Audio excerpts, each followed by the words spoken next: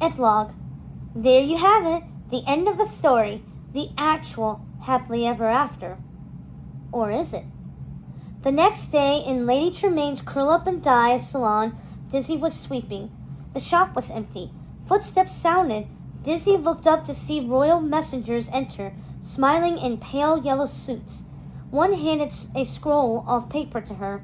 Dizzy removed her headphones, took the paper and unfurled it.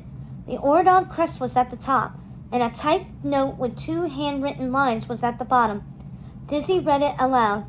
His Royal Majesty King Ben of Oradon and his counselor, Miss Evie of the Isle, hereby request the pleasure of your company.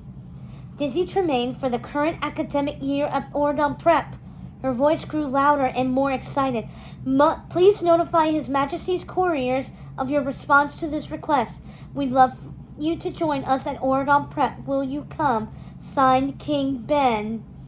Dizzy screamed. She hugged the royal messenger, who beamed. She screamed again. Above her, wicked grandmother banged the floor and shouted, "Knock it off!" Dizzy giggled and smiled. She looked over the scroll of paper again. The messengers turned and marched out. She ran off to pack. At long last, Dizzy was going to Oradon.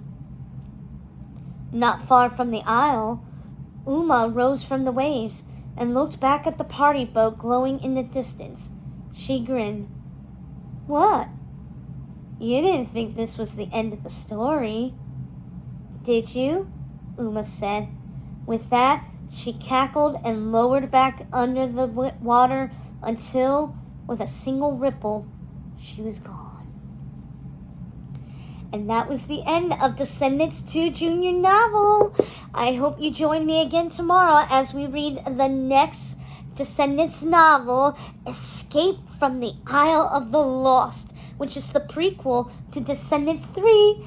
And then once we're done with Descendants 3, we'll get to the prequel of Beyond the Isle of the Lost Wonderland.